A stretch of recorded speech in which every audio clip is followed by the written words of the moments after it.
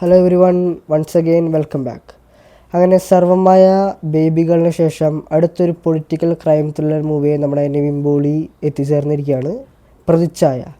Written and directed by Unnikrishnan B, പിന്നെ produced by Gokulam Gopalan RD illuminations.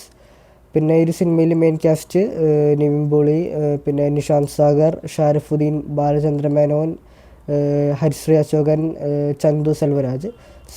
Cinematography Chandu Selvaraj, പിന്നെ editor Manoj. ഇതൊക്കെയാണ് നമ്മുടെ മെയിനായിട്ട് വരുന്ന മൂവി കാസ്റ്റ് ആൻഡ് ക്രൂ. അപ്പോൾ ഈ ഒരു സിനിമ മെയിനായിട്ട് പറയുന്നത് തന്നെ ആക്ച്വലി ഒരു പൊളിറ്റിക്കൽ, അതായത് ഇന്നത്തെ കാലഘട്ടത്തെ നടക്കുന്ന ഒരു പൊളിറ്റിക്കൽ ക്രൈം ത്രില്ലറായിട്ടുള്ളൊരു മൂവിയാണ് ഇത് സിനിമ എന്ന് പറയുന്നത് തന്നെ.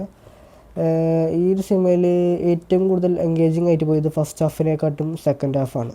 ഫസ്റ്റ് ഹാഫിൻ്റെ ഒരു എൻഡിങ് എന്ന് പറയുന്നത് തന്നെ ഒരു സാധാരണ നമ്മൾ ചില മൂവീസ് കാണുന്ന പോലെ തന്നെ ഒരു ബ്രേക്ക് കിട്ടും. അതായത് ഒരു സഡൻ ബ്രേക്ക്, ഒരു സ്ട്രാറ്റജി അല്ലെങ്കിൽ ഒരു എന്താ പറയുക ഇമോഷൻസ് ആയിട്ടാണ് അതിൻ്റെ ഫസ്റ്റ് ഹാഫിൻ്റെ എൻഡിങ്. സെക്കൻഡ് ഹാഫ് നല്ല രീതിയിൽ ഒരു എൻഗേജിങ് ആയിട്ട് തന്നെ കൊണ്ടുപോയിട്ടുണ്ട് ഈ സിനിമ എന്ന് പറയുന്നത്. പക്ഷേ ഫസ്റ്റ് ഹാഫിൽ അധികം ലാഗോ ബോറൊന്നുമില്ല, എന്നാലും കുഴപ്പമില്ലാത്ത രീതിയിൽ എൻകറേജിങ് ആയിട്ട് ഫസ്റ്റ് ഹാഫിൽ കൊണ്ടുപോയിട്ടുണ്ട്. പിന്നെ മെയിനായിട്ട് പറയുകയാണെങ്കിൽ നമ്മുടെ നിവിൻ പോളിയുടെ പെർഫോമൻസ്, നിവിൻ പോളിയുടെ മാത്രമല്ല ബാക്കി എല്ലാവരുടെയും പെർഫോമൻസ് തന്നെ നല്ല രീതിയിൽ ഈ ഒരു സിനിമയിൽ ചെയ്തിട്ടുണ്ട്. പിന്നെ എന്താ പറയുക, ഈ ഒരു ഫസ്റ്റ് ഹാഫിലും സെക്കൻഡ് ഹാഫിലും നമുക്ക് എടുത്ത് കാണിക്കാം. അതായത് പ്രത്യേകിച്ച് ഒരു മുഖ്യമന്ത്രി സ്ഥാനത്തിരിക്കുമ്പോൾ എന്തെല്ലാം വിമർശനങ്ങളാണ് നമ്മൾ നേരിടുക. അതായത് ഒരു വിമർശനം, അതായത് ഒരു സംഭവത്തിനെ പറ്റി വിമർശനം കഴിഞ്ഞ് കഴിഞ്ഞാൽ പിന്നെ അതൊന്ന് ഒതുങ്ങി കഴിഞ്ഞ് കഴിഞ്ഞാൽ പിന്നെ നമ്മൾ വീണ്ടും അടുത്ത വിമർശനം ഉണ്ടാവും.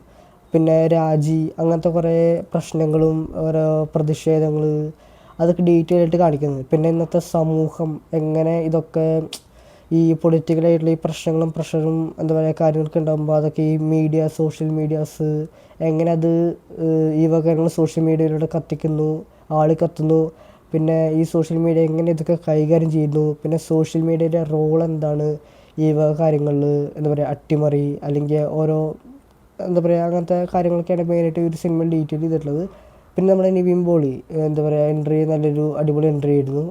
എന്താ പറയുക ഫസ്റ്റ് ആളൊരു എൻട്രി ആയിക്കോട്ടെ. പിന്നെ മാത്രമല്ല ഈ ഒരു ഫസ്റ്റ് ഹാഫിന് സെക്കൻഡ് ഹാഫിന് ശേഷം അതായത് ഒരു തോൽവി ഉണ്ടായിട്ട് പിന്നെ വിജയിച്ച് എന്താ പറയുക ഒരു എൻട്രി ഉണ്ടാവില്ല, ഒരു ഹീറോയുടെ എൻട്രി, അതായിക്കോട്ടെ നല്ല രീതിയിൽ അടിപൊളിയായിരുന്നു. പിന്നെയും പ്രത്യേകിച്ച് ഒരു സിനിമ ഇറക്കിയ ഒരു ടൈം, അതായത് ഇന്ന് തന്നെ റിലീസ് ചെയ്ത് തന്നെ അറിയാലോ. കാരണം വെച്ച് കഴിഞ്ഞാൽ അടുത്ത മാസം അധികം ദിവസമില്ല, April 9 ആണെങ്കിൽ കേരളത്തിൽ ഇലക്ഷൻ വരികയാണ്. അപ്പോൾ ഒരു കറക്റ്റ് ഒരു ഇലക്ഷൻ ടൈം നോക്കിയിട്ട് ജനങ്ങൾക്ക് കാണാവുന്ന രീതിയിലും അതായത് ഇന്നത്തെ കാലഘട്ടത്തെ രാഷ്ട്രീയത്തിലും കേരളത്തിലത്തെ രാഷ്ട്രീയ കാര്യങ്ങളും എന്തെല്ലാം കാര്യങ്ങൾ നടക്കുന്നു, എന്തെല്ലാം കാര്യങ്ങളിലൂടെ രാഷ്ട്രീയം, അതായത് സോഷ്യൽ മീഡിയ ചർച്ച ചെയ്യുന്നതും ഓരോ കാര്യങ്ങളും, അതായത് നമ്മളിപ്പോൾ ഒരു സംഭവം ഒരു മന്ത്രി ഒരു മുഖ്യമന്ത്രി ഒരു സംഭവം എന്തെങ്കിലും ചെയ്തു കഴിഞ്ഞാൽ തന്നെ അപ്പം തന്നെ എന്താ പറയുക അതിനെപ്പറ്റി കൂടുതൽ അന്വേഷിക്കാതെ എന്താ പറയുക ലൈംഗിക അതിക്രമം ചെയ്തു, പീഡനം അല്ലെങ്കിൽ ഇങ്ങനത്തെ ഓരോ കാര്യങ്ങൾ അപ്പം തന്നെ സോഷ്യൽ മീഡിയ ന്യൂസ് പടച്ചു വിടും. അപ്പോൾ ജനങ്ങൾ അത് കേട്ട് വിശ്വസിച്ചിട്ട് എതിർ പാർട്ടിയിലെ പ്രതിപക്ഷമൊക്കെ അതിനെതിരെ പ്രതികരിക്കും.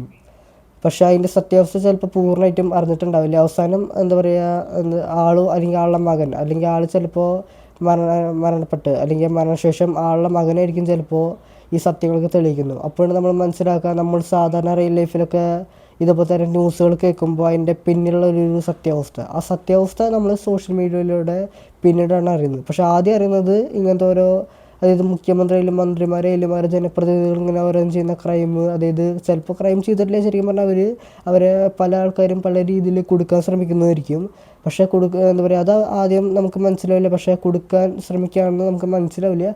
പക്ഷേ അവരിങ്ങനത്തെ ഒരു തെറ്റ് ചെയ്തു, ഇങ്ങനത്തെ എന്താ പറയുക ഒരു മുഖ്യമന്ത്രിയുടെ മന്ത്രിസ്ഥാനത്തിരുന്നിട്ട് ഇങ്ങനത്തെ ഒരു തെണ്ടിത്തരാണ് ചെയ്യുന്നത്, ഇങ്ങനത്തെ ഒരു ചെറ്റത്തരാണ്, അങ്ങനത്തെ ഒരു വ്യക്തിയാണെന്നുള്ളത് അപ്പം തന്നെ നമുക്ക് മനസ്സിലാക്കി തരണം. അതായത് എടുത്ത് ചാട്ടം കാട്ടി ചെയ്യുന്ന കുറേ കാര്യങ്ങൾ സോഷ്യൽ മീഡിയയിൽ തന്നെ ന്യൂസായാലും മീഡിയാസായാലും അങ്ങനത്തെ കുറേ കാര്യങ്ങൾ അതിനെപ്പറ്റി നല്ല രീതിയിൽ തന്നെ ഇന്നത്തെ കാലഘട്ടത്തെ ഡീറ്റെയിൽ ചെയ്ത് കാണിക്കുന്നുണ്ട് ഈ ഒരു സിനിമയിൽ. പ്രത്യേകിച്ച് ഇന്നത്തെ കാലഘട്ടത്തുള്ള കേരള പൊളിറ്റിക്സ്, രാഷ്ട്രീയം, അതൊക്കെ അതിലത്തെ ഈ പൊളിറ്റിക്സും രാഷ്ട്രീയത്തിലും തന്നെ നടക്കുന്ന ക്രൈം ത്രില്ലർ, അതായത് ക്രൈമും ത്രില്ലർ ആ ഒരു മിസ്റ്റീരിയസ് ആയിട്ടുള്ള കാര്യങ്ങളൊക്കെ നല്ല രീതിയിൽ എടുത്ത് കാണിക്കുന്നുണ്ട്. പിന്നെ ചെറിയ രീതിയിലൊക്കെ ഈ ഒരു സിനിമയിൽ ഇമോഷൻസും കണക്റ്റ് ആയിട്ട് പോയിട്ടുണ്ട്. അപ്പോൾ ഇതൊക്കെയാണ് മെയിനായിട്ട് ഒരു സിനിമയുടെ ഹൈലൈറ്റ് ചെയ്തിട്ടുള്ള കാര്യങ്ങളും ഇങ്ങനെയൊക്കെയാണ്. അപ്പോൾ എന്നെ അപേക്ഷിച്ച് നോക്കുമ്പോൾ കുഴപ്പമില്ലാത്തൊരു നല്ല അടിപൊളി ഒരു പൊളിറ്റിക്കൽ ത്രില്ലറായിരുന്നു ബി ഉണ്ണികൃഷ്ണൻ ഡയറക്ടറിൻ്റെ ഭാഗത്തുള്ളത്. അപ്പോൾ ഇനി നിങ്ങളെല്ലാവരും ഈ ഒരു സിനിമ കണ്ടിട്ട് എന്താ പറയുക നിങ്ങളുടെ കമൻറ്റുകളെല്ലാം താഴത്ത് രേഖപ്പെടുത്തുക. അപ്പോൾ നെക്സ്റ്റ് ഒരു മൂവി വരുന്നതായിരിക്കും. Good bye.